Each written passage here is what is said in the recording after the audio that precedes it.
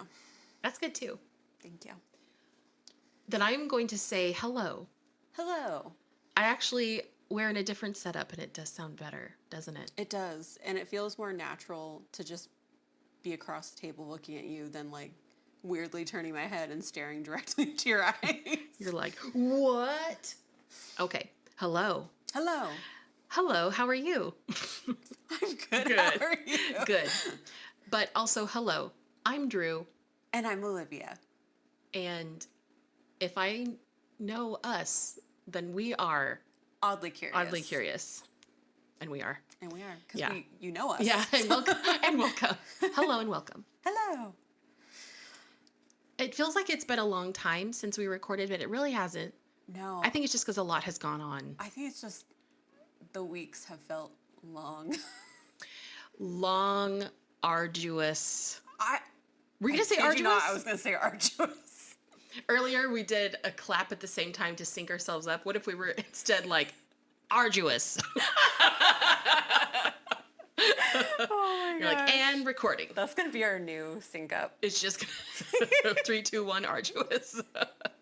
Yeah, I feel like that's a word that doesn't get used very much, but it's a good one because it means a lot.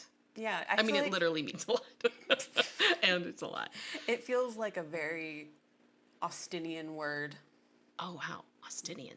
That's great. I'm like, I'm sure I didn't make that up, but. No, but I like it. Okay. That is what it is. I doubted myself when I said Austinian, and I was like.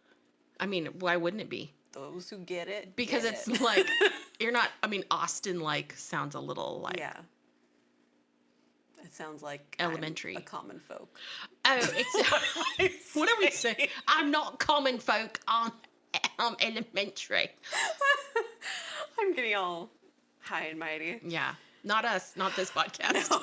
and especially not us in general. No. But yeah, so a lot has gone on. What has gone on for you? Well, I tried to fix my sleep schedule this week. Mm-hmm. Did it work? No. Because of my job and just because of like some busy past couple weeks, I haven't been able to fall asleep until like 3 a.m.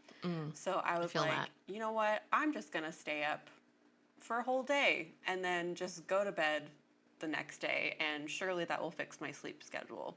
And I did get a little nap in just so I wasn't like completely exhausted. But instead, I went to bed and then I slept till 2 p.m. the next day. So that did not work. Not fixed. No. Except I can't imagine that being good because you would need all that sleep anyway. Yeah. And then last night, I didn't fall asleep until like 3, and then I woke up at 7:30. Wow. And I just stayed awake. Well, that's kind of like the rest of us. Yeah. Because we all have to get up so early. You have the great job schedule where you do not have to get up early for work. Yeah. Usually, I'm pretty bad at falling asleep, but even 3 o'clock is bad for me. Yeah.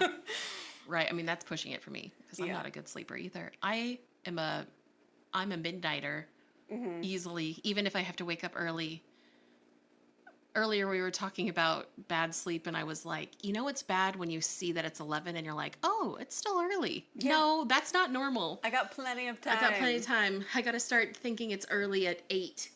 And we've already talked about my weird goblin cleaning habits, which is like, I'm like a little goblin that comes alive at night, and it'll be like 1 a.m, and I all of a sudden have a burst of energy, and I'm like, I'm going to clean the kitchen. But I actually think that's the best time. I know. And then I play like, that like fun medieval tavern playlist, and it's like... Because you're closing your tavern. Yeah. I thought you were going to say, and then you play Murder, She Wrote in the background. Nope, that's very different. I mean, that too. It's either Murder, She Wrote or Medieval Tavern. Those are the 2 choices in life. And they're both good. And they're both excellent. What's been going on with you? The last time I chatted with you on our podcast, I was going to a concert with my cousin and my friend, and it was amazing. We went to Seattle and Tacoma. And I mean, I don't know who has been to Seattle that's listening, but let me sum up the difference between Seattle and Tacoma for you. I mean, there's many reasons, and a lot of people are probably like, I know what they are, but it's 30 minutes to get to Seattle from Tacoma. Mm-hmm. The day of the concert, we gave ourselves a lot of time to play because my cousin had never been there before. We gave ourselves a lot of time to come home. It took us 2 hours to get to Tacoma. So we were almost late to our concert, but it was amazing. Yeah, it looked really fun. And you are currently wearing a shirt from that concert. I'm wearing my Twice shirt. And I've been wearing it a lot. It has cat hair on it. I mean, naturally, as any shirt does. As any shirt should have. Yeah. It was amazing. So other than that, I've just been like recuperating by not sleeping and working a lot too. And we also had our fun little Valley of the Dolls watch party. Yes, we did, which we didn't know anything about. No. We just knew that Sharon Tate was in it. And we love her. We love her. We really respect her. She had such a sad life, but we're like, you go, girl. We love you. Yeah. What an insane melodramatic movie. It was like, yeah, the plot was confusing, and there was a lot of loose ends, and yeah, it was. I thought there were actually dolls in it. I thought maybe dolls was like a term for women. No. I thought so too. No, it's the pills. It's actually pills. I didn't know that was a 60s term for pills. Yeah. The 60s were wild, let's just say. Yeah. But, yeah, we all dressed up 60s, and Sharon Tate was beautiful. The movie was beautiful. Sean Astin's mom is there. Yeah. Sean Astin of the Goonies. His mom was there, and she was not at the party, but she was not at the party, but she was screaming at the top of her lungs, and we were like, "What is this movie? This movie's crazy." I mean, it was. Yeah, you're right. It was beautifully shot. Like it's like pretty, very aesthetic. But wow, we're like, who wrote this? I was like, you know what? I can Someone see with a lot of angst. How this didn't do well critically at the time, but is like a cult classic now. Right, because of the beauty of it. Yeah. Then that's it. Pretty much, yeah. That's it. There's no takeaway other than the fact that are like, oh, this is nice. The end. Yeah. The colors are pretty. The end. But it was a fun fever dream. I feel like that was actually what the 60s were. Yeah. They're like, this is actually how it felt. This is how it felt. In between all of this, what has happened in real life? The Titanic submersible imploded.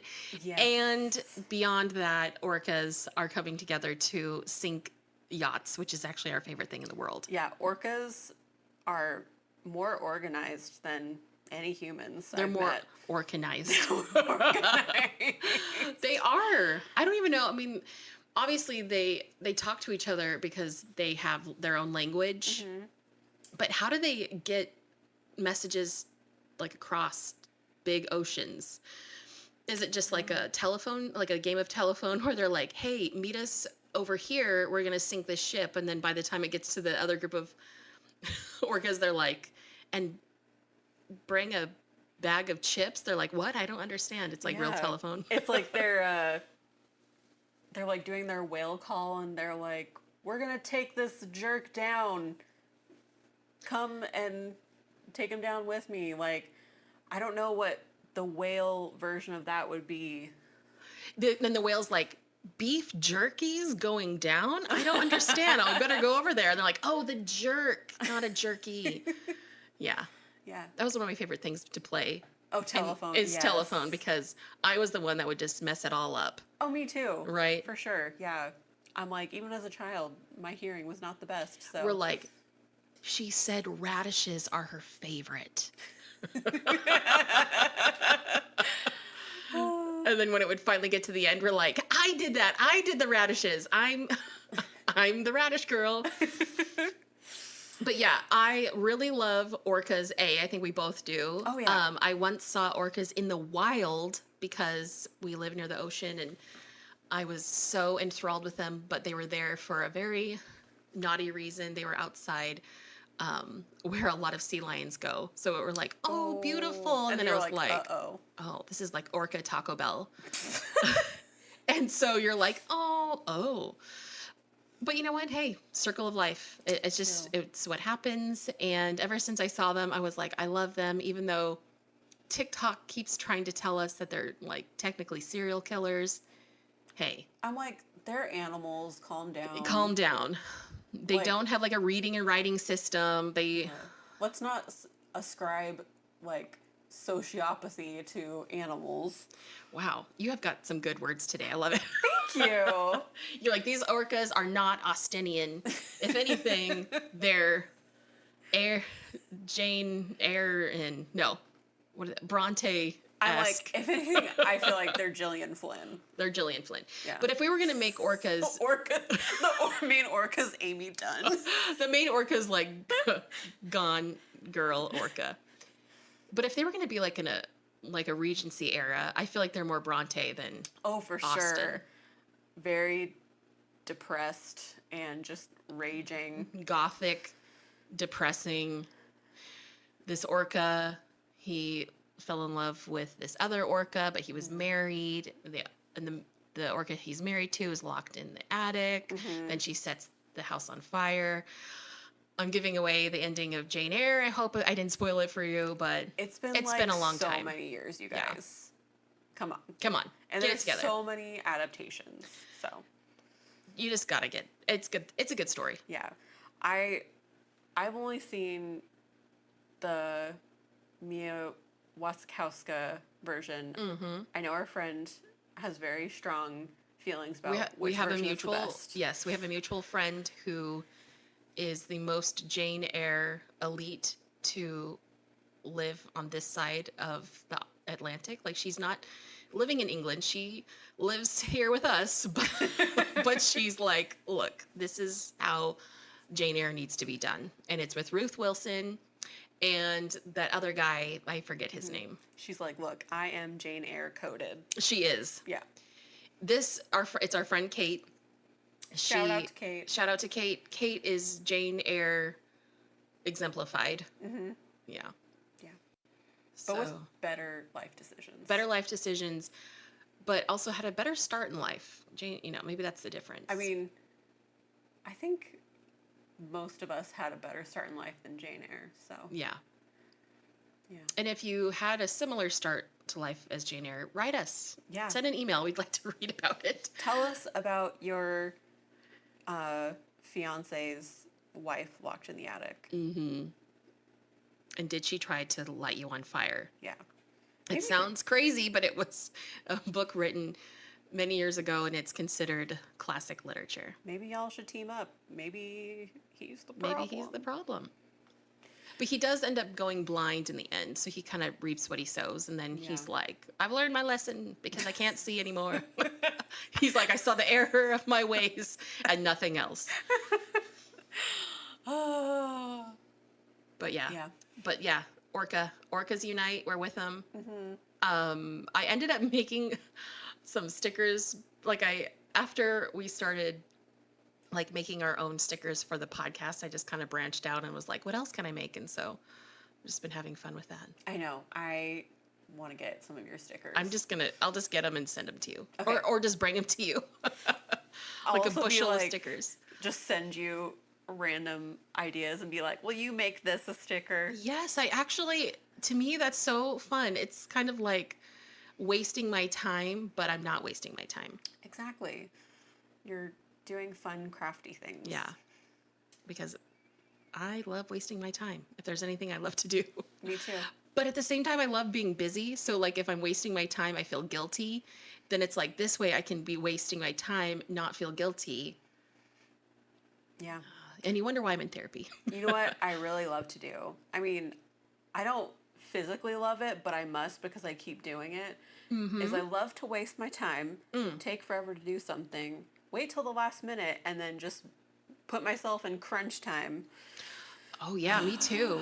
Which I do all the time It's with called, my research. I think that's like our neurodivergent Yeah. superpower. Oh, I have an hour left? Well, here's the greatest thing you've ever heard. And the people receiving it are like, no, actually, this is pretty bad. And you're like, well, Well, to me, it's amazing. it's good for the time I did it in. It's good. You don't want to know how bad it looked before. It wasn't even around. Good times. Good times. Good times with a bad brain. Yes. Gotta love it. Is there anything you wanted to add before we jumped into No. our stories for this time? No. I was going to say this week, but we're every other week. So every time I say this week, I mean this week of this 2-week time. This week for the intro. Yes. No, No, I'm we're good. ready. All right. So I'm going first this time. Yes. This is a story that I have to laugh. I had this ready to go for last week. Not last week. I mean, 2 weeks ago for last time. And then I changed it last minute because the phony Rockefeller was just too, I mean, like I kind of got stuck on it and I was like, this is too funny. Mm-hmm. I just have to do it. This is something that would have been really timely the last time. It's still timely now. It's actually kind of ironic, but I think it's worth telling because it's a survivor story. But it is the unsinkable woman, Violet Jessop, who was one of the survivors of the Titanic. And a few other things we will learn. My gosh. Yeah. So, Violet Jessop. My sources for this are the book Titanic Survivor, Memoirs of Violet Jessop, written by Violet Jessop. An All That's Interesting article written by Katie Serena, and Encyclopedia Titanica. See, they're like, got you there. But it's like, yeah, that's exactly what it is. It's a Titanic encyclopedia, but they're like, we're funny. This is funny. They're like, this is a good pun. This is a good pun. Okay, so here we are. We are on the Titanic. It's right before midnight on April 14th, 1912. Put yourself there. It's very Downton Abbey. Okay, I'm closing my eyes. Close your eyes. Yes. You're there. There's a lot of dresses, and it's beautiful and gilded. However, our girl, Violet, she is a stewardess, so she would be like the help of Downton Abbey, but this is Titanic. So she's a Titanic stewardess, and she's settling into her bunk. She's flipping through some magazines. She's reading a prayer because she is a very devout Irish Catholic. And then she starts to drift off to sleep when suddenly a heavy crash jolts her awake. And this is when chaos erupts. And we all know this. We've seen the movie. Yes. And if you haven't seen the movie, I'm sure you know, like, this is an unsinkable ship. What is happening? So, however, less than 3 hours later from this moment, Violet will find herself in a lifeboat floating atop the freezing North Atlantic, one of 706 survivors, only to watch as the unsinkable Titanic sinks beneath pitch black waters. And at this point in her life, she is only 25. Oh my gosh. And she has already been victim to another ship crash. Oh, no. So this is her second one. So she's kind of probably like, oh boy. But well, we will get back to that. So let's just jump into who Violet is. So Violet Constance Jessop, she was born in Bahia Blanca, Argentina in 1887. She was the first child of Irish Catholic immigrants who relocated to South America to become sheep farmers, which just sounds very cute. It does. It was said that her childhood was plagued by illness, which is pretty common for the time period. Yeah. And this included typhoid and tuberculosis. And it said the tuberculosis nearly killed her as doctors gave her parents bad news saying she has, just months to live. But as we learn, Violet has a very strong will, and it said that her recovery was miraculous. And the editor of her memoirs, his name was John Maxtone Graham, he said, quote, "It was almost as if her fierce will healed her." Oh. She's like, not today. She's like, I'm not done. I'm not done. She's like, I gotta go do some stuff. Okay. So in 1903, Violet's father passes away, and 16-year-old Violet and her family relocate to England. And in order to support her family, as they had lost their source of income, the mother of the family, her name is Catherine, she became a ship stewardess for the Royal Mail Line. And this is essentially a servant for wealthy passengers. And the Royal Mail Line crosses the Atlantic. It doesn't always necessarily mean the North Atlantic, where it's cold. It can be kind of up and down and all around. But while she was doing this, Violet attended convent school. And so 5 years go by. Unfortunately, Violet's mother, she falls ill. And now Violet, being just 21 years old, is the sole supporter for her, her mother, and her 5 younger siblings. Oh my goodness. It's a lot. So, because she had only just gone to convent school, she follows her mother's footsteps and decides to become a stewardess. At first, she had trouble finding work on ships as she was considered too young and too attractive. Oh, okay. It said she had gray blue eyes and auburn hair and an Irish accent, like, you know, the trifecta. They're like, you're too powerful. You're too powerful. Look at your face and you're listening to you. It was said she had 3 proposals of marriage over the course of her career and one from a wealthy first-class passenger. So I don't know why she didn't jump on that, but... Maybe he was kind of weird. Maybe a little sus, yeah. So unfortunately for Violet, she had to make herself look frumpy for her interviews. But she won them over with her pleasant personality and the fact that she spoke English, Spanish, and French fluently. Wow. So she was finally able to land this job. At first, she started with the Royal Mail Line, like her mother worked for. She did this for 2 years, and by 1910, she joined the White Star Line and was able to sail on the Majestic. And originally, she did not want to work for them because she didn't like the idea of just sailing in the northern part of the Atlantic because of severe weather conditions. It gets very cold. And she had also heard scary stories of demanding wealthy passengers. So it's kind of like, no. But she took the job nevertheless. So while working for the White Star Line, she worked 17 hours a day. She was paid £2 10 pence per month, which I looked it up. In today's money, it's only like £200 a month. Oh, okay. Which is still not, I mean, that's not very much at all. No. For especially working full time like that. She worked in first class cabins. She attended to passengers' many and varied needs. She made beds, brought in breakfast trays, cleaned bathrooms, arranged flowers, and ran errands. I'm not really sure what kind of errands you would run on a boat. Yeah, I guess. I don't know. They're like, miss, would you please go out and see if the ocean is still outside, please? I'm like imagining like the shopping centers that are on cruises now, but I'm like, did they have this then? I don't know. I literally have no idea. I've seen pictures of the Titanic before it sank, and I don't know if the Majestic was the same, but it's like beautiful. But it didn't really have shopping, I don't think. Yeah. Maybe like dog grooming. Maybe like fetching towels. Fetching towels. Or something. I don't know. Drinks. Changing diapers.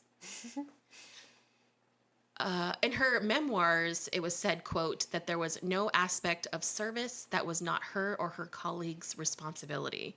Oh. Sounds a little ominous. It does. Yeah, sounds like a colicky baby in the middle of the night. Mm-hmm. Will you please hold this baby? I've got to go back to sleep.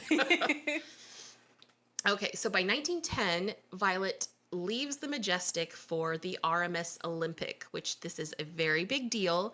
The Olympic is the first of the 3 sister ships that are going to be like the glitz and glamour of the White Star Line that really show off the wealthy elite of if you are fancy, you will be on one of these ships. Mm-hmm. And so this is kind of a big deal. The Olympic was met with a lot of fanfare. And speaking of White Star Line, I'm just going to give a little background on them. So this company started in Liverpool in 1854. So between 1854 and 1870, they used sailing ships, and they were like really beautiful, like the kind of like Pirates of the Caribbean full mast beautiful. That would be cool. The first well-known ship for the White Star Line was called the RMS Taylor. And sadly for the Taylor, it was known as the first Titanic. Oh. And there's no way to be known as the first Titanic. Like, there's no good way to be known for that. There's, yeah. And this is due to lifeboat issues, major loss of life, maiden voyage. It ran aground, and they were in an area that they couldn't safely depart the ship. They were like near a lot of rocks. And unlike the Titanic, however, it had fewer female survivors. It said 3 women out of 200 on board survived. Oh my gosh. Yeah. They said it's like a rough estimate because the ship, the Taylor, was bound for Australia. Mm-hmm. And it had a lot of immigrants. They weren't all accounted for, but they guessed probably around 600 died. Were men just like shoving the women out of the way? You know what they said? Because I looked it up, and they said, unfortunately, due to female clothing styles at the time, they were heavy and they sank, which is dreadful. That would, like, you can't, terrible. Like, and maybe not even like educated swimmers, so you're like paddle, and then you're like, oh, my skirt is heavier than heck, like I gotta help me, and then you just kind of get left there. So the RMS Taylor was kind of a bummer. And if you look at the list of the White Star ships, so many of them, I guess the nature of this work is it's like every ship was like scrapped 15 years later, ran aground, sank, ran aground, sank. I mean, it's like they don't survive. That was, and like airlines are different nowadays. Thankfully, it's not like, well, you're on here until it crashes. No, ships, it was like there was just no way to keep a ship alive for very many years because the ocean be crazy. Yes. So by 1870, the White Star Line started their fancier line. They had steamships. They still had sails, but it was like they're like combining the two. And this is when they started ending all of the ship names, well, like 90% of them in IC. So like the first one's the Oceanic, which was considered the mother of modern liners. So the IC names are like Albertic, Laurentic, Homeric, Ceramic, Traffic. Traffic is the real name of one of the White Star Line ships, which it just cracked me up. Like, was somebody going through the dictionary and they're like, what word can I put an IC at the end to? That is so funny. And they're like, this one just runs into a lot of traffic in the ocean. Right? And, and this is the RMS Orthopedic. Could you imagine if the Titanic had a different name? Like, what would James Cameron still want to make this beautiful movie out of the ceramic? I don't know. But I think they kind of probably saved the fancier names for the bigger ships. So it doesn't sound quite as majestic. No. Okay, so by 1933, the White Star Line was hit hard by the Great Depression. It merged with the Cunard Company. And then by the 60s, the White Star Line had its very last ship put out of commission. Eventually, Cunard was purchased by Carnival, which is funny because it's like Carnival ships are like the ultimate demise of what happened to like the beauty of the Titanic, and now it's just a ship going to Mexico to overdrink. But it is said that because there are still Cunard ships and they're fancier than the Carnival ships. Nothing against Carnival, I'm sure they're very nice, but the Cunard ships will fly a White Star flag on April 15th for the Titanic every year, which is very nice. And then it is said that to this day, there is still a White Star Line office in Liverpool, and there's one remaining ship called the Nomadic, and it's dry docked in Belfast, Northern Ireland, that you can go see, which would be really, really cool. Anyway, okay. So enough about them. We're going back to the Olympic with Violet. So she was happy on the Olympic. It was working out great. And the Titanic, although being newer, didn't really appeal to her.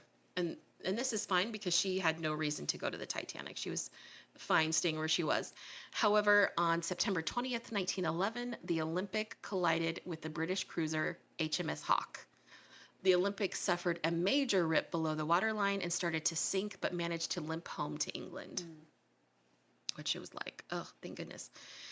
While the Olympic was docked for repairs, and despite her reservations about the Titanic, she was persuaded by her friends who thought it would be, quote, a wonderful experience.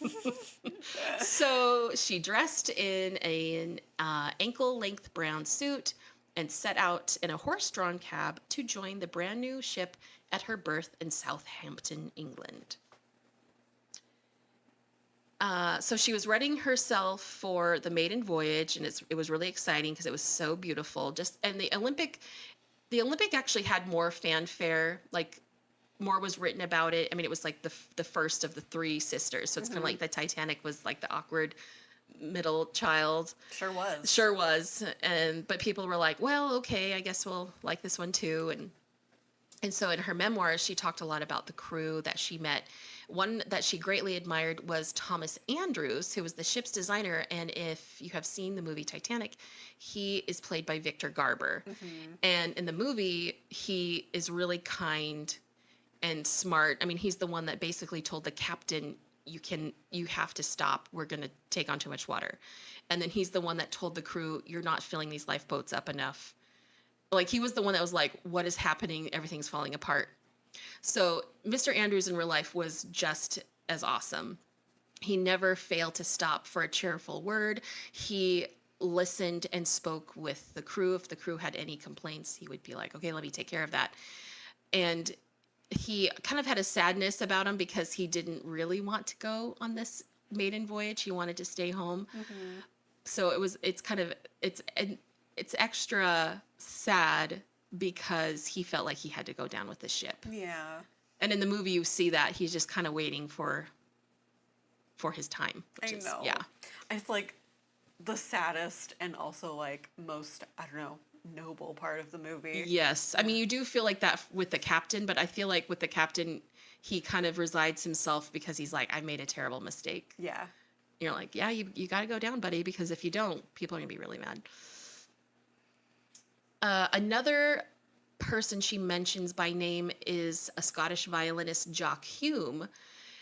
And he's one of the violinists that played on the deck for everyone as they were trying to get into their lifeboats, which is just like, so these are like amazing men that she's like, she did not mention very many by name. And she's like, here are two men that were awesome. And yeah, it's very touching. Yeah. She did mention, however, by name, John Jacob Astor IV, who was one of the richest men in the world. He and his pregnant wife were on board. Her name was Madeline Force Astor. And their marriage caused a sensation because in 1911, it was pretty unheard of to have a wife be pregnant before you get married. Oh, yeah. Gotcha. And then, so they get married. She's pregnant. He's 30 years older than her. Oh. Yeah. So it's just like, whoa. But I guess they kind of like, if you're rich, you can do what you want. So Jessop did not get a favorable impression of Madeline. She said, quote, instead of a radiant woman of my imagination, I saw a quiet, pale, sad-faced, dull young woman arriving listlessly on the arm of her husband. Wow. She Burn. read her to filth. Yeah. She's like, girl, good thing you got money. Jessop also mentioned a few other guests, but did not name them. Maybe just because they probably drowned and she's giving them a little dignity. Yeah. But she did say there were a few rich, demanding passengers. One that arrived with many and strange needs, along with, quote, never-ending boxes of flowers, presumably thank you offerings to mark her departure. And then another woman who insisted that the furniture in her luxurious room be changed immediately, and according to Jessop, spent her happiest moments watching the agonizing struggles of a couple of stewards tackling the job. So rich people haven't changed. Literally everyone in customer service is groaning. Uh-huh. They're like, what do you mean you don't have this in pink? Can you look in the back? Ma'am, this is the Titanic. Can I speak to your manager? Yeah. Do you mean the captain? Yeah.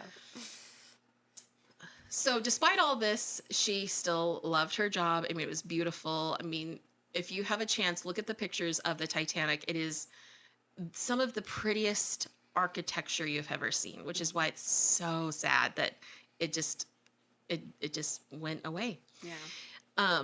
In the evening when she finally had her free time, she took time to have some fresh air on the deck every evening, which was nice. Like That sounds time to lovely. herself, Yeah. walking along the deck. However, that fourth night, which was the night where they hit the iceberg, she said, quote, "If the sun did fail to shine so brightly on the fourth day out, and if the little cold nip crept into the air as evening set in, it only served to emphasize the warmth and luxurious within." So the fourth day was the coldest, and it's like, yeah, that was when it was the worst too. It's kind of like driving in bad weather. Like, Yeah. yeah, you might slip and crash into a tree, or you might slip and fall and crash into an iceberg. Yeah. Which is which worse. is worse. Yeah. So Violet is back in her bunk. She's settling down. She's reading her prayer, which she said was a strangely worded prayer. She also made her roommate read it because she's Catholic. And it was a prayer that was supposed to protect her from water. And she was a devout Catholic, so she carried her rosary in her apron and believed strongly in the power of prayer, which, I mean, it's like, if that helped her, that's great. I mean, that probably helped ease her mind. So by the time she was finished with all of her nightly duties, she was comfortably drowsy, not quite asleep, but then she heard, quote, "a low, rending, crunching, ripping sound." At first, she assumed it was a drill because the unsinkable Titanic could not possibly be in danger, obviously. Of course not. Of course not. She was ordered on deck and helped passengers adjust their lifeboats. She reminded them to dress warmly, take blankets, and pack up their valuables. And then she moved room to room, promising those that it was merely a precautionary measure, as she herself could not really comprehend the catastrophe that was looming. She said, quote, "Sometime after a ship's officer ordered us onto a boat, which is a boat 16, first to show some women that it was safe. As the boat was being lowered, the officer called, 'Here, Miss Jessop, look after this baby.' And a bundle was dropped into my lap." Oh my gosh. Yeah. The boat was lowered into the ocean with a bone-cracking thud, and the baby started to cry. So she held the baby while watching the Titanic's bow sink further into the water, and then watched it snap in two. I couldn't even imagine watching this happen. You're literally holding a crying baby. You have no idea whose baby this is.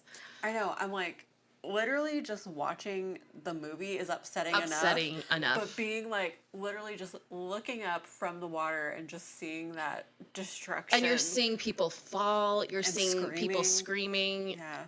I mean, the chaos that was before her eyes. And meanwhile, she's like, now I have to take care of this baby. Yeah, this random baby. Right.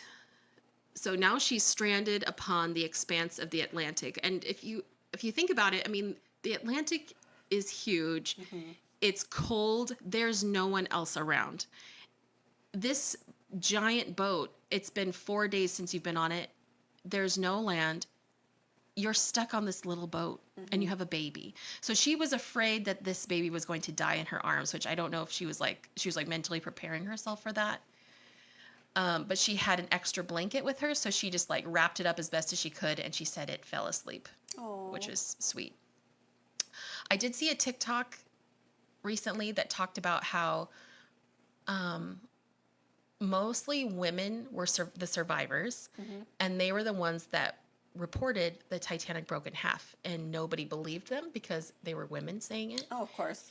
Until a man came forward and was like, yes, it broke in half.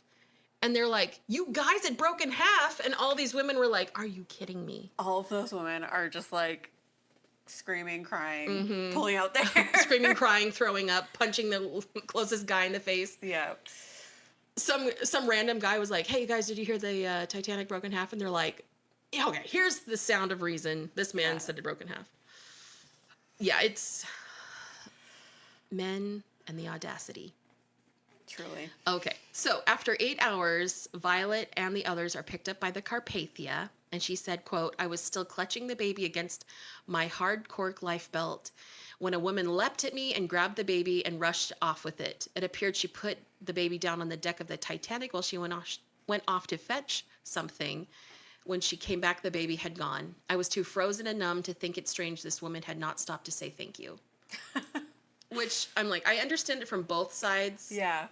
I can't even imagine what that woman was going through, that the fact that her baby was just gone. She probably was just like sick to her stomach. Yeah. But this other woman was like, hello, like, I literally held this baby in my arms for 8 hours. Can you at least? She's like, I probably saved your baby's life. I saved your baby's life. You're welcome. So it is safe to say Violet was not eager to return to a life at sea. What? She probably went back to England and she was probably like, goodbye, everyone. I'll remember you all in therapy. But however, she could not find a job elsewhere that paid as well. Like, it's what she knew. Yeah. She needed to work and life was hard. So she went back to the ocean. So she was now stationed on the Britannic, the third of the 3 sister ships. She was probably like, third time's the charm, right, everyone? She looks at the camera like Jim from The Office. This is the one. I have a good feeling about this. So while she is on the Britannic, World War I breaks out. And the beautiful Britannic is changed to a hospital ship. And now she is no longer a stewardess. She is a nurse. They're like, new job for you. New job for you. It's funny, in this day and age, I mean, you have to do so much schooling to be a nurse, but back then they're like, hey, if you put on this hat, you're now a nurse. Yeah, you're alive. You can be a nurse. Hey, can you like wrap this guy's broken arm? That looks fine. I'm sure it's fine. She's like, if you just tie it with the bow, it's fine. So she's on the Britannic. She's a nurse. She's trying her best. And in November 1916, so it's on the 21st of November, the Britannic hits a floating German mine. And it begins to sink rapidly into the Aegean Sea. I'm sure at this point she's like, you know what? I'm done with you people. She was like, who wants me dead? Who wants me dead? But she's also like, not today, because she's Violet and she has a strong will. She's tough. Again, she's ordered to the lifeboats, and she was like, wait a minute. And she races back to her cabin to gather a few personal items, including her prayer book, because that's important. And one in particular that was also important. She said in her memoir that she recalled the words of a friend, quote, never undertake another disaster without first making sure of your toothbrush, end quote. Of all the things that you were going to say, I wouldn't have Right. guessed that. Prayer book, got it. Toothbrush? I put 10 out of 10 dentists agree. That elusive 10th dentist, it's usually like 9 out of 10 dentists. All the dentists are like, that girl's got it going on. They're all like, you know what? You may be lost at sea, but you can use a toothbrush. But you have some amazing white teeth. And the reason why she took this advice to heart is because she said in her memoir, there has always been much fun at her expense after the Titanic because she complained of her inability to get a toothbrush, which is actually really sad because I can imagine she's probably like, that feeling of like, oh my, I would really love to brush my teeth. Like the world just fell down around me. Can I at least get my teeth cleaned? And yeah. It's like the one tiny thing that's nagging you when like the most traumatic thing. Yeah. happens. Like if I could just clean my teeth. So, here she is. She's like, I got it.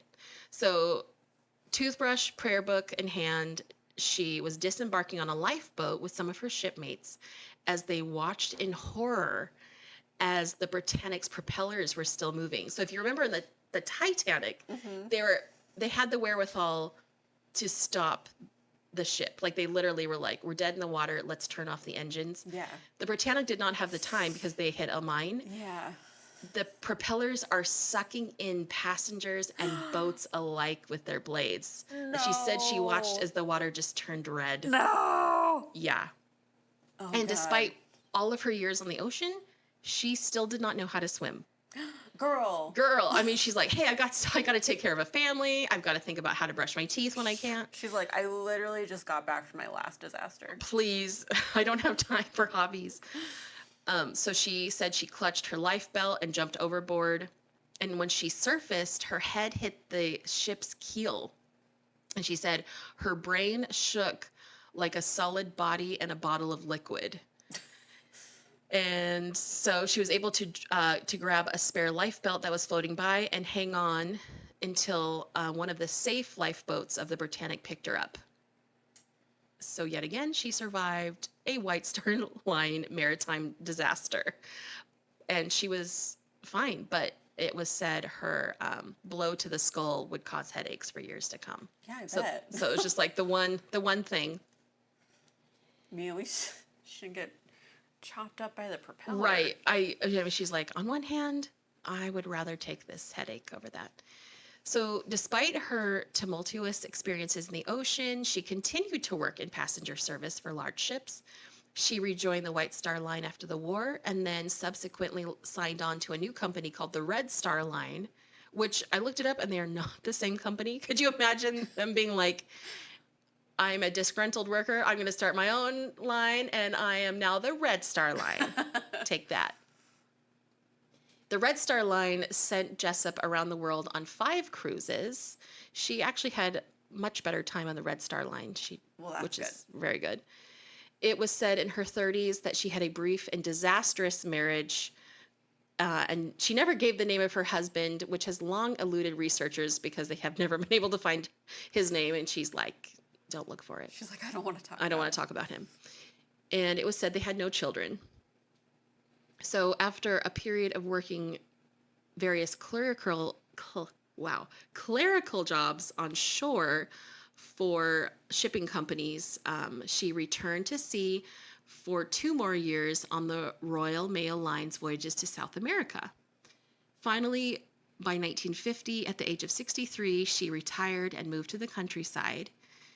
And she retired to a 16th century thatched cottage in Great Ashfield, Suffolk, Aww. which is just lovely sounding. So nice. She's probably like kissing the ground every day. Yeah. I want to be landlocked. Yeah, she said that she was happy to spend her last years firmly planted on land. I bet. She filled her home with mementos of her 42 years at sea and looked after a gaggle of hens. I don't know if gaggle is the right term, but... And she sold the eggs for extra income. And then she tended and cultivated a beautiful garden. That sounds so happy. Yeah. She died of congestive heart failure at the age of 84 in 1971. Wow. Which is actually not that long ago. And that is the story of the unsinkable Violet Jessop. That was the so survivor good. of the 3 sister ships who were out to get her. Mega survivor. Mega survivor. She's like, hey, have you ever been in a shipwreck? Because I have something to tell you. I feel like probably after so many shipwrecks, she probably kept going and is like, hey, I've literally been through the worst. Like, what is it going to happen a 4th time? She's like, clearly not. And then she's like, probably shouldn't risk it. But it didn't. No, that's good. I mean, unless it was something little. I didn't ever find it mentioned, so... She's like, after 3 times, you're done. If you survive, it's like being a bridesmaid. She's like, if you've done it 3 times, never a bride. No. 3 strikes, you're out. Oh, man. Yeah. It was just, what a cool lady. She just sounded so, like, level-headed all the time. Like, the fact that she's like, and now there's a baby. And now I can't find my toothbrush. She's like, you know what? I'll just take care of this baby, and I'll make sure I don't get sucked into this turbine. Yep. Yeah. Yeah. She truly is a hero because not only that, she's also working 17-hour days. I'm like, I could never. Yeah. Girl, I could never. With like the richest people. The richest, most demanding, snootiest people. Oh gosh. Yeah, no. The what was his name?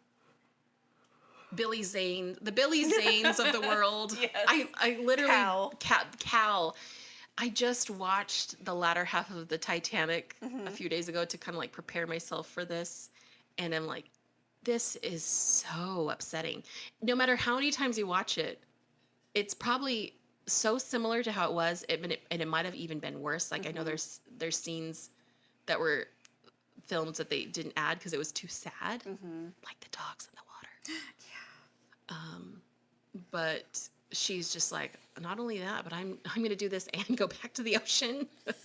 Seriously. I hope she did learn to swim eventually. I hope so too. That would be like a nice cherry on top. That's like risking it a little too much. Yeah, she's like, my one greatest enemy, the ocean. Will it get me? But also my greatest love. My greatest love. Pretty much. Well, it was like a love-hate relationship. That's true. All right, well, let's take a break before I do mine. 1, 2, 3. Okay. Does that work? Is it good? Yeah. Okay. We're like, how do we do this? Okay. So now it is my turn. It's my turn. And this week I actually am going to do a happy and uplifting story. That's happy. I kind of feel like mine was a little uplifting. It was, because she survived all the things. I mean, there was a little bit of death. Yeah. But I'm glad that yours is going to be as uplifting as can be. As your face says. Your face is telling me uplifting. Good. Okay, so the sources for my story are, you know what? Actually, I should probably say what it is first. So the story is about Team Hoyt, the story of Dick Hoyt and his son Rick Hoyt. And my sources were... Dick and Rick? Dick and Rick. Oh my gosh, that's so cute. My sources were Wikipedia, Your History, Your Story podcast that has an interview with Rick Hoyt and his brother Russ. Triathlon Magazine, and the article is by Kevin McCannon, and then an article from Triathlon Inspires.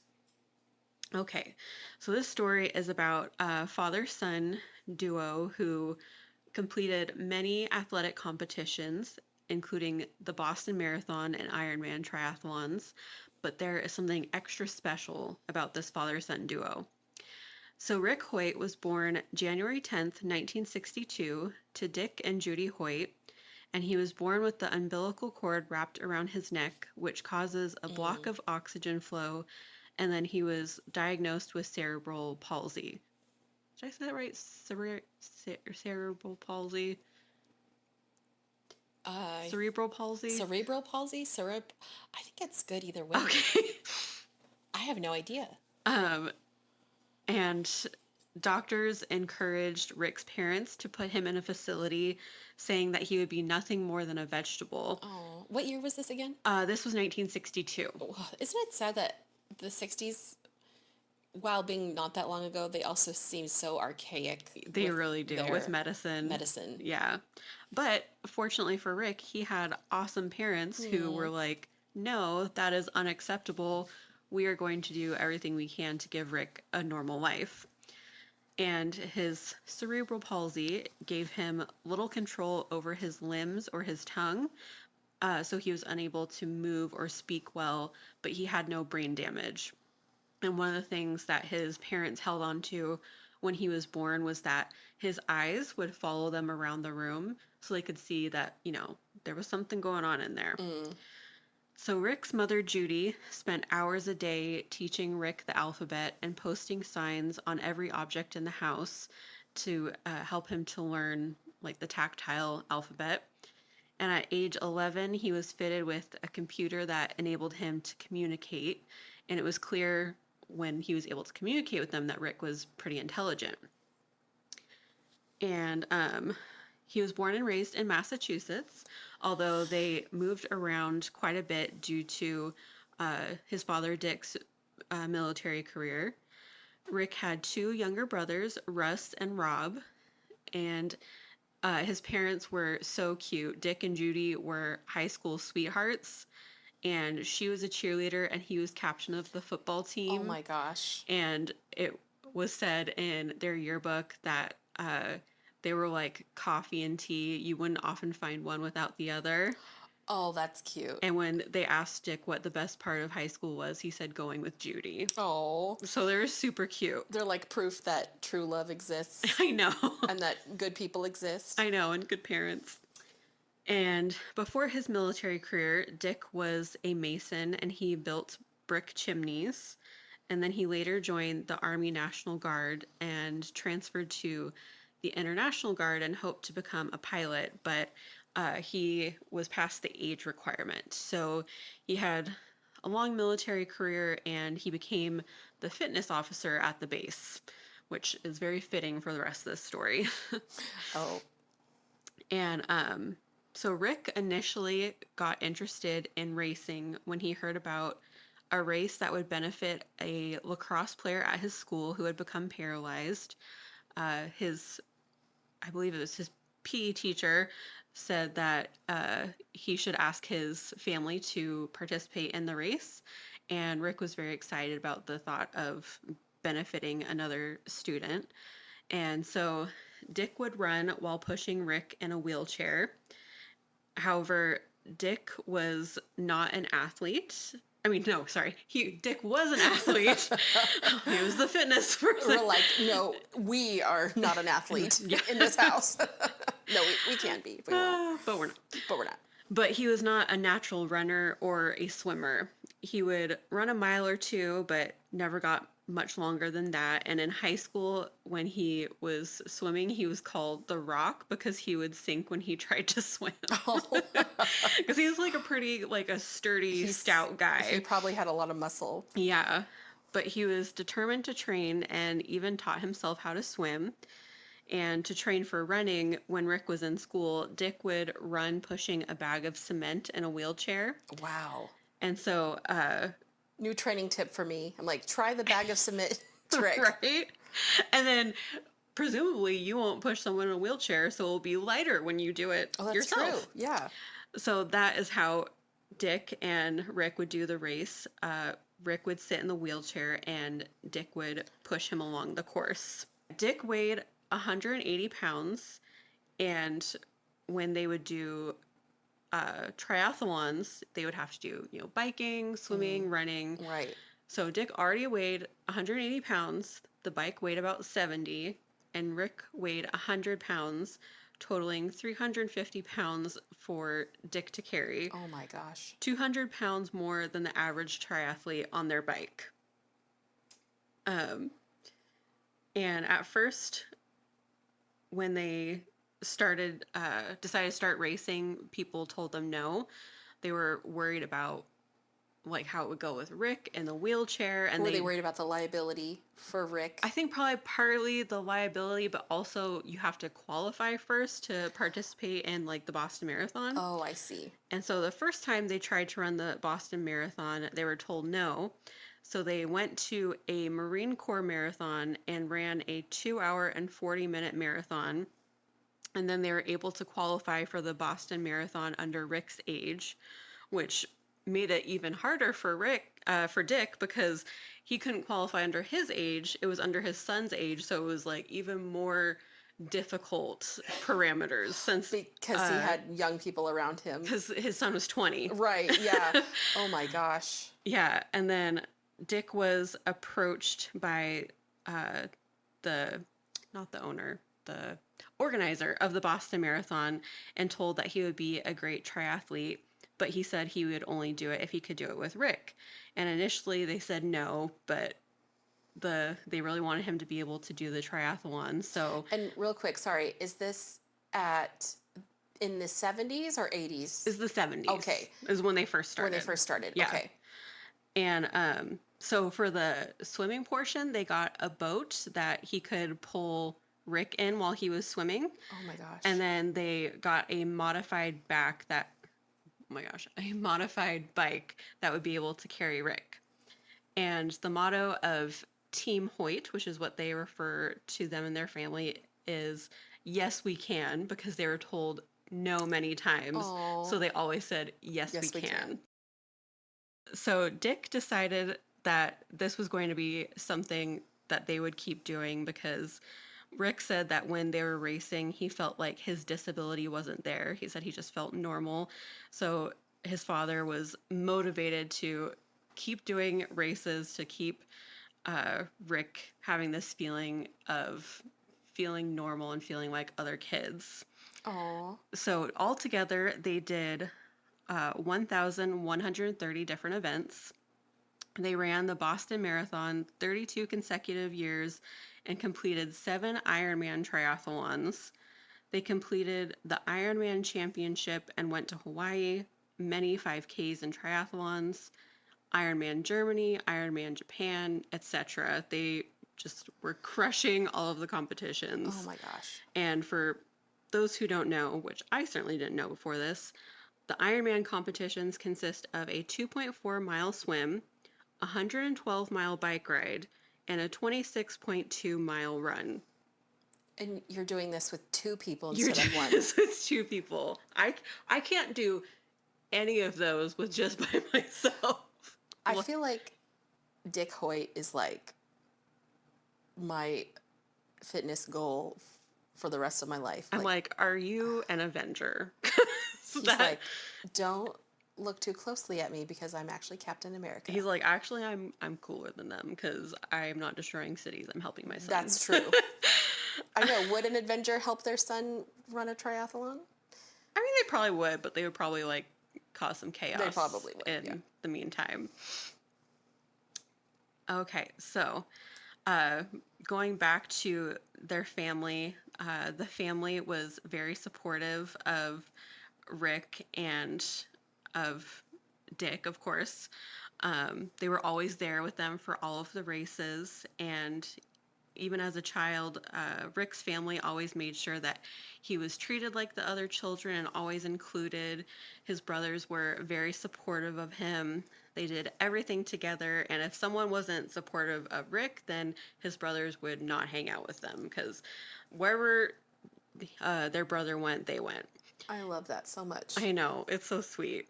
And, you know, they would take him swimming during family vacations and sledding. Their brothers told the story on the podcast I listened to of when they would go swimming to the lake. It would be Rick and his 2 younger brothers would take him to the lake while the parents were setting up, and one of them would drop him in and then wait a couple seconds, and then the other one would come in, swim, and pick him up. And standers by would be freaking out, thinking they're like abusing their or drowning this or kid. like drowning this disabled kid. But Rick was having the time of his life, and he would just be cracking up when they would pull him up out of the water. And so they're just, you know, they're just acting like brothers with each other. Exactly. Which is what you're supposed to do.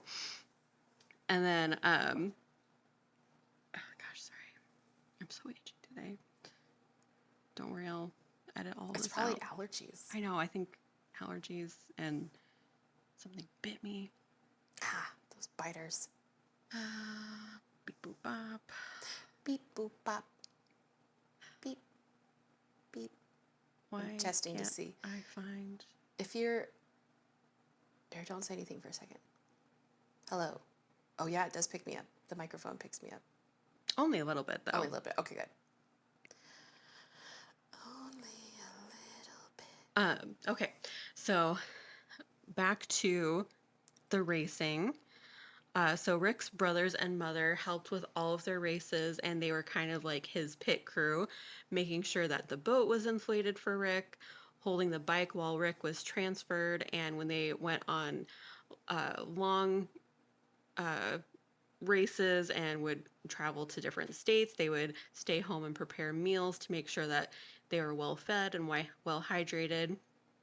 And they had a bike specifically modified so that Rick could be sitting in the front and his father could reach around and squirt water in his mouth during the race to make sure that he was hydrated. Oh, cute. But even though he wasn't running, racing was actually quite hard on Rick's body because he was at the front of the bike, at the front of the wheelchair when his father's running or biking, and so he is breaking the wind for his father, and then the sun is beating down on him, and his body would spasm during the race, but they made sure that he was well taken care of during the races, and he enjoyed it immensely. And they also highlight that in a lot of this, their mother sometimes gets lost in the shuffle. You know, a lot of people talk about Rick and his father, but his mother did so much for Rick. She became an advocate for Rick, and she got the first ever public education law in Massachusetts for students with disabilities. Wow. She later went back to school and got her master's in human services and created a summer camp for children with and without disabilities. And she worked in human services, it sounds like, for the rest of her life and helped other children with disabilities get the access that they needed. Rick recounted a couple of the races that stuck in his mind. One of them stuck in his mind for a bad reason because it was during the Boston Marathon bombings. Him and his father were running the race, Oh. and they were told that they had to stop. And they knew something had happened, but they were worried because his brother and his children and his wife were at the end of the finish line waiting for them. And so they had to wait to find out if they were okay. But thankfully, all of his family was unharmed. And he also recounts another race in Hawaii where they were finishing the race when it was midnight and it was dark out and there was a huge crowd of people and everyone was cheering for them as him and his father crossed the finish line, and his mother and his brothers were spraying them all over with champagne. Oh, that's really happy. I know, which that just sounds like the happiest scene in the world to me, just being like out on a hot night in Hawaii and just getting sprayed down with And champagne. everyone's happy for you. Yeah, it sounds so happy. That's a good memory. It is. And in 2005, after they had gotten notoriety and support, the Hoyts created the Hoyt Foundation to help others with disabilities take part in athletic pursuits. They promote inclusion and raise disability awareness. Sadly, Dick Hoyt passed away March 17th, 2021.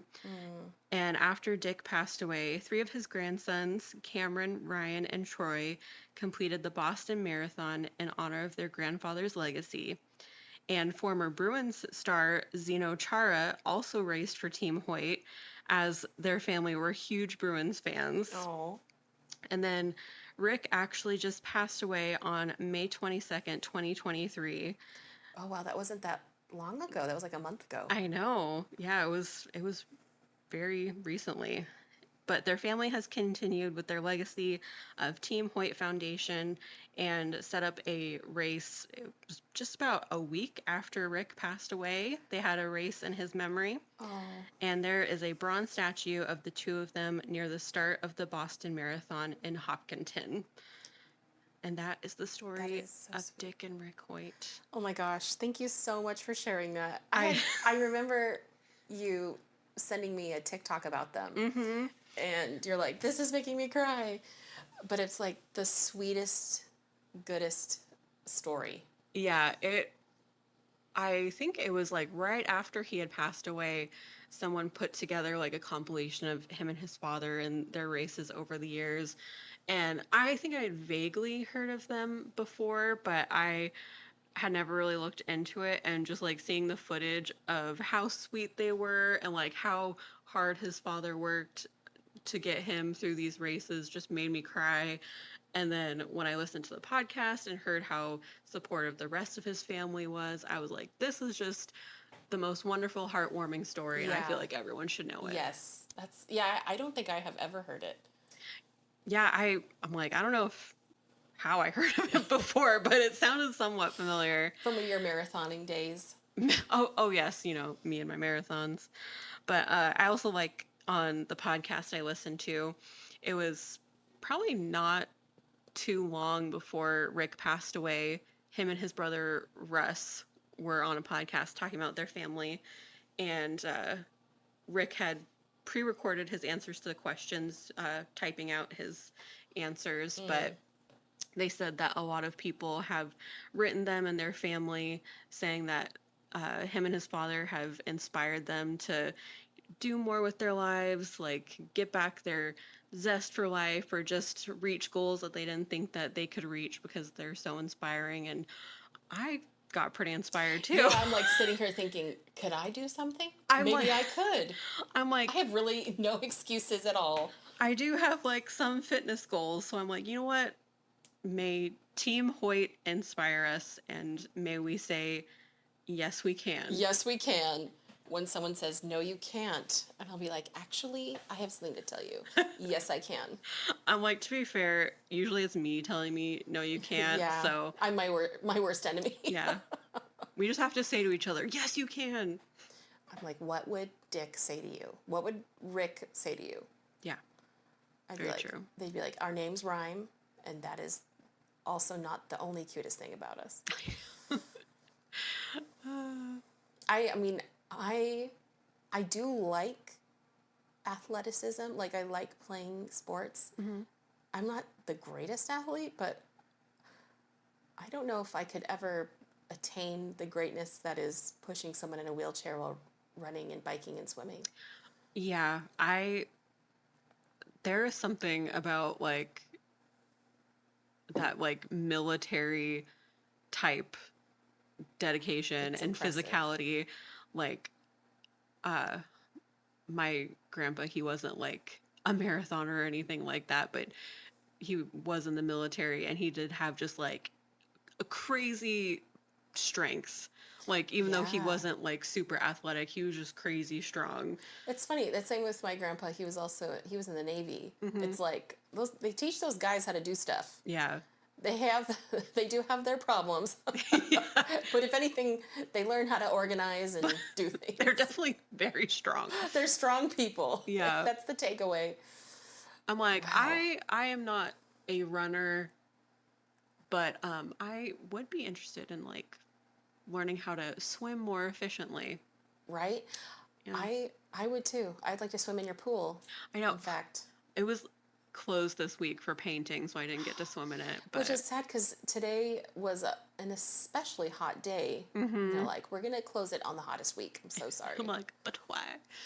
But yes, I would love to have some of that Team Hoyt energy and learn how to swim. Well, Right? I know how to swim, but not like, the full on backstrokes Right. and stuff. Yeah. Yeah. Same. Like, I'm a pretty strong swimmer, but it's kind of like a chaotic swim. Like I'll get there swim. Yeah. I'm like, I would definitely survive if I had to in water, but it would not be elegant. No. Same. Yeah. And I've done two. Have I done more than two? I've done 2 half marathons. Mm-hmm. And after my second one, I was like, that's it. I'm not going to run a marathon anymore. Even a half. People will just like straight up be like, here's a full marathon, I'm going to run it. I can't. I'm a short distance runner, not a long Yeah. distance runner. I've only done 5Ks. This body was not built for running. But hey, even a 5K is impressive. So Yeah. So don't discount yourself. I think one time I did do slightly longer than a 5K because it was like there was 2 separate courses on the race, and me and my friend really had to use the bathroom before the race, so we like went and we're like, oh, we'll just go use the bathroom, and then we come back and the guy was like, where have you guys been? The race started. And so we ended up going a different course, and so we ended up doing the longer course. Oh, wow. Yeah. So I don't remember how long it was, but it was slightly longer. I don't know. Significantly longer. Yeah. Longer than 3 miles, probably. Probably. Yeah. Yeah. Wow. Well, now I feel pretty jazzed. I'm like, this is good. This is a good episode. Yes. We can survive disasters and we can overcome adversity. Look at us. We're doing it. We are. We're overcoming a lot of things. And this is our 8th episode, which is just wild to think about that in 2 episodes from now, it'll be 10 episodes. It's like a mini milestone. It is. That'll be exciting. It'll be so exciting. I'm like, what are we going to do? I How don't far can we know. go? Can we make it to 20? Yeah. Yeah. Let's do We'll take it. it to a million. Whoa. Whoa, I don't know about that. I thought when you said, what are we going to do? I thought you meant for the 10th episode, and I was like, get some cake. Okay. I'm like, speaking of working out, I would like to get some cake. Well, you got to reward yourself, too. Yeah. Yeah. I'm like, I love me some cake. Mm-hmm. And here comes the time where we need to end our podcast. Yeah. Oh, wait. We need to do a quick little promo. Oh, we do have a promo. Mm-hmm. I'm glad you remembered because Yes, I was like, I feel like I'm forgetting we're forgetting something. We've got a promo code. That's so exciting. What a fun thing. I know. Okay. So we would like to do a quick little promo slash shout out for a business that we love, Nutmeg Resin Art. And you can find her on Bonanza and on Etsy. And it's Nutmeg Studio Gifts at Etsy.com. Or it's nutmegstudiogifts.etsy.com. Yes. Yeah. Thank you. But we will also put the link in our bio on our Instagram. Yes, we will. And she was also lovely and put in a promo code for any of our listeners. It is Stay Curious, all caps, and you can get 15% off orders of $30 or more. And she makes lovely resin jewelry. Yeah, it's really beautiful. A mutual friend of ours, she had earrings and they were really unique looking, and it was part of her wedding bouquet. So it's kind of like it's sentimental. It's like you can keep things in resin and turn it into jewelry. It could be anything, like your favorite flower or something super sentimental. And I was like, what a good idea. Yeah. But she also has like things for like cat lovers and people who like pretty stars and moons and Yes, didn't she have like little paw? cat paws. Yes. I will like- definitely have to get some of the cat Right, paws. I know. We have to rep our little podcast cats. Yes, our little babies. And our nutmeg resin. She's also on Bonanza. So it's www.bonanza.com/booths/nutmeg_resin. And then, of course, the nutmegstudiogifts.etsy.com. But then we will put those in our Instagram so you can see them. Yes, So you can join us with the resin, the beautiful resin. Go check her out. She's great. Yeah. Is there anything you wanted to add before we wrap this up? I don't think so. That was the only thing on my mind. Yeah. I'm glad you said that because there was something nagging the back of my brain. I'm like, there is something, but you said it. Thank you. Way to go, you. I did it this you did time. It. You did it this time. Well, on that note, I'm Drew. And I'm Olivia. And we're starting over, and we're like, and hello, but also goodbye. But yeah, be careful on any kind of big, large body of water. The ocean is going to get you if you're not careful. The ocean is here to remind us to stay humble. Don't get cocky. Yeah. And if anyone tries to tell you, no, you can't to your dreams, just say, yes, we can. Yes, we can. Unless those dreams are murder. That is my caveat. Yeah, do not murder anyone, but also learn how to swim. Yeah. Important. I mean, swimming is important in both of our stories, so Very much so. just, if nothing else, a little doggy paddle might save you. Right. Actually, one of my favorite things is finding the correlation between both of our stories. Me too. It's like, hey, and usually it's something as simple as, hey, people were in water, but still it's fun. It is fun. Yeah. But other than that, I hope you guys stay healthy and be good and look out for each other and take care of your brain. Yeah. And we love you. We love you. Goodbye. Good bite.